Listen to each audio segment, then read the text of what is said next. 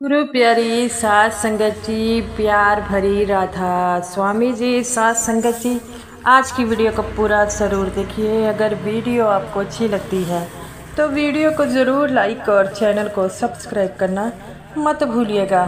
सात संगत जी, ये जो साखी है उन सत्संगियों के लिए हैं जो बाबा जी से बहुत प्रेम करते हैं और बाबा जी का हमेशा ही इंतज़ार करते हैं।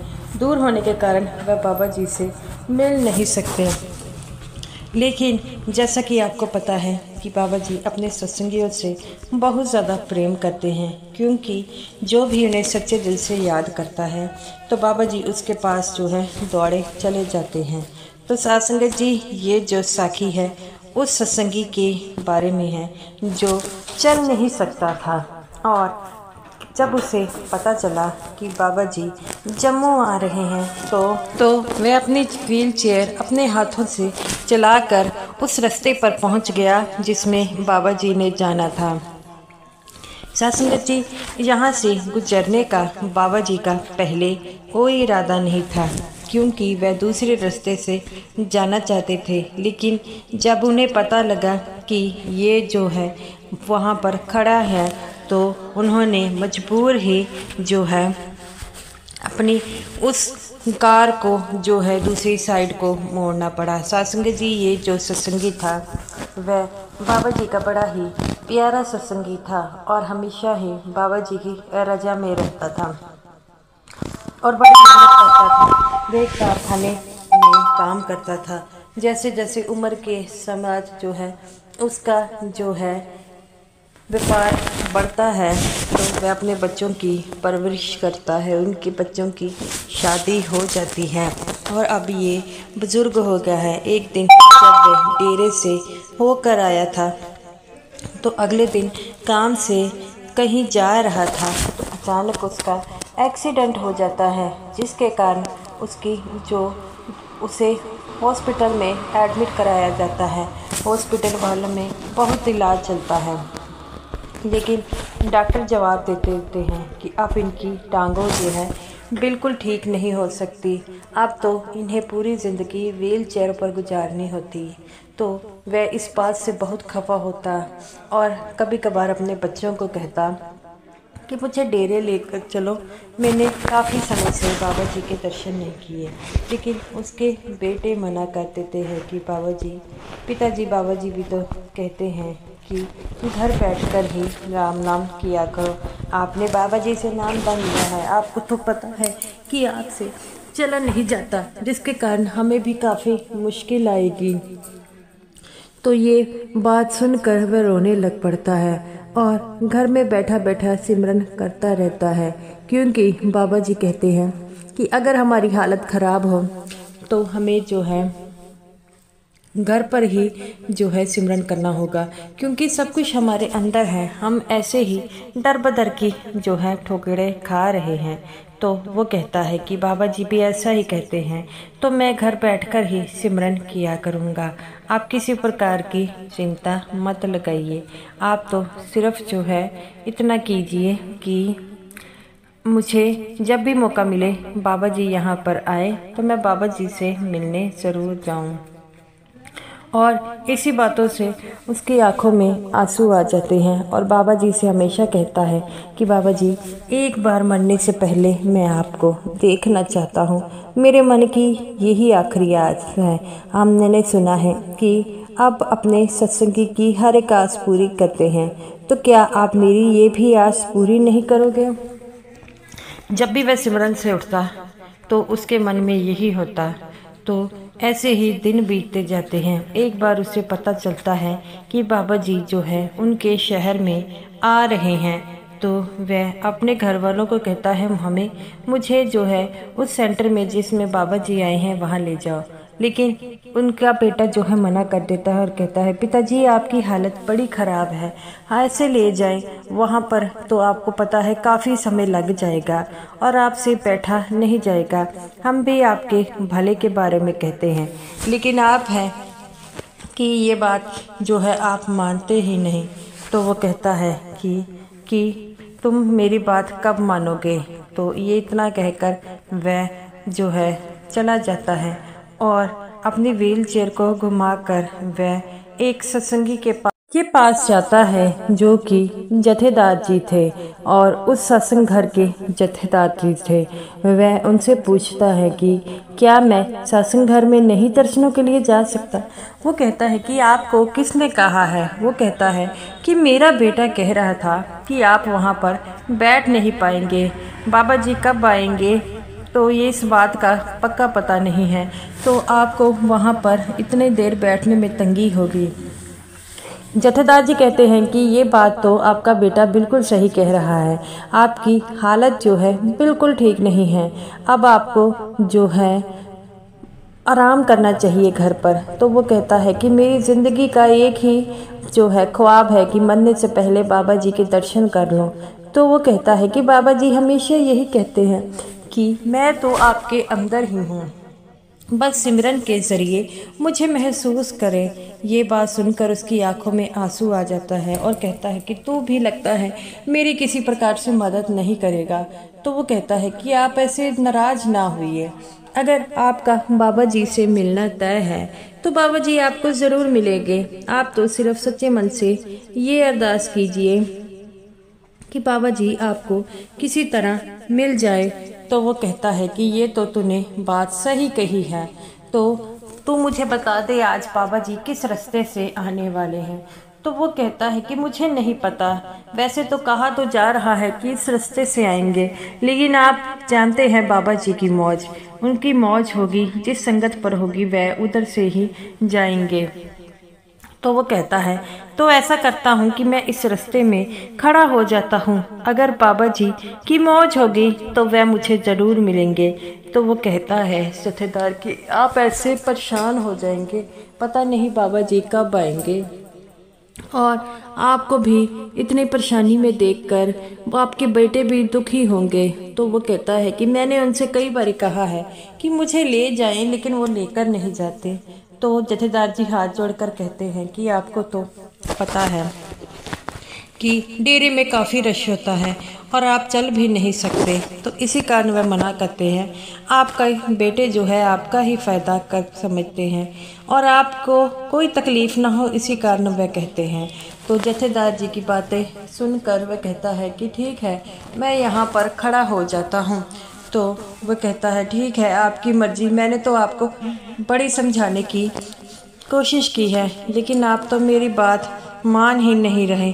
और इतना कहकर वह जो है उस सड़क पर खड़े हो जाते हैं। जथेदार जी भी चले जाते हैं। जथेदार जी कहते हैं मन में कि अगर मैंने इनके बेटों को बता दिया तो वह इन्हें जो है लेने आ जाएंगे और इनके मन में जो बाबा जी से मिलने की चाह है वह भी अधूरी रह जाएगी, इसीलिए वह किसी को कुछ नहीं बताते और वह जो सत्संगी था वहाँ पर खड़ा हो जाता है। और जब उन्हें पता चलता है कि बाबा जी आने वाले हैं तो वह वहाँ पर खड़े हो गए। वहाँ पर एक आदमी गुजर रहा था। वो कहता है कि आप यहाँ पर क्या कर रहे हो। वह कह रहता है कि मैं बाबा जी का इंतज़ार कर रहा हूँ।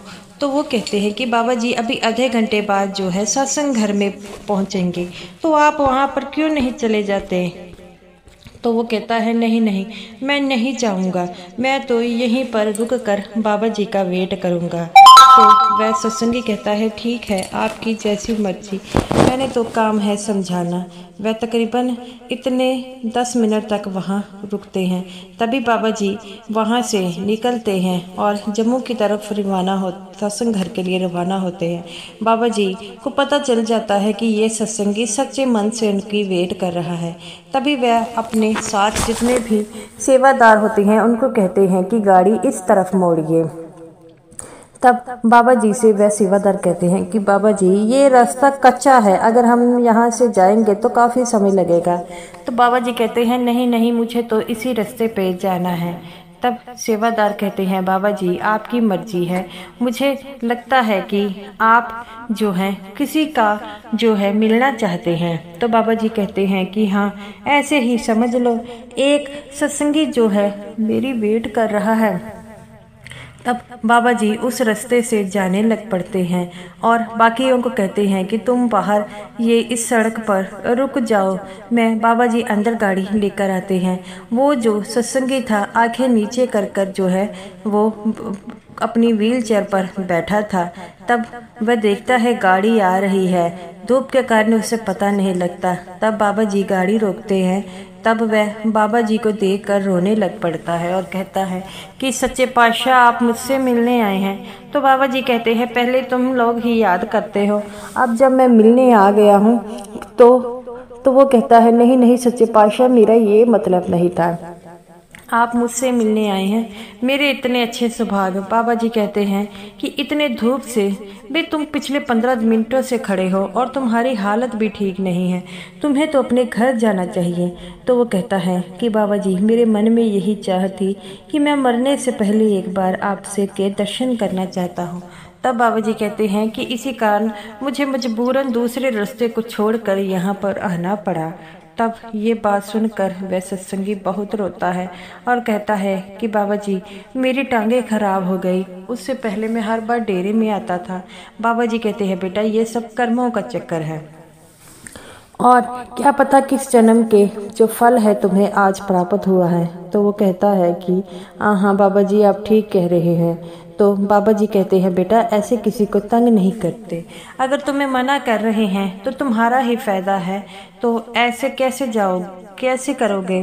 तो वो कहता है कि बाबा जी अब आपके एक बार दर्शन हो गए हैं, मैं आज के बाद कभी तंग नहीं करूँगा और घर बैठकर जो है भजन सिमरन करूँगा। बाबा जी कहते हैं बेटा ये तो बड़ी अच्छी बात है कि तुम्हें ये बात समझ आ गई, हम इन शरीरों में क्या रखा है, अगर तुम मुझे सच में महसूस करना चाहते हो तो भजन सिमरन की ताकत ऐसी है जो अपने सतगुरु को हमेशा ही पास महसूस करते हैं। ये बात सुनकर वह भी रोने लग पड़ता है। तब बाबा जी उन्हें कहते हैं कि अब आप अपने घर जाओ, मुझे वहाँ पर जाना है। तभी वह कहता है कि सच्चे पातशाह आपकी मौज आप ही जाने। तो तब बाबा जी अपनी गाड़ी को बैठ जाते हैं और पीछे घुमा लेते हैं। वह सत्संगी जो था अपने घर आ जाता है। तब बाबा जी सत्संग घर में पहुंचते हैं, वहां पर संगत को दर्शन देते हैं। जब इन सत्संगी के घर वाले आते हैं तब वह देखते हैं कि आज उनका पिता बहुत खुश है। तब वह पूछते हैं कि आज क्या बात हो गई पिताजी, आप बड़े खुश हो।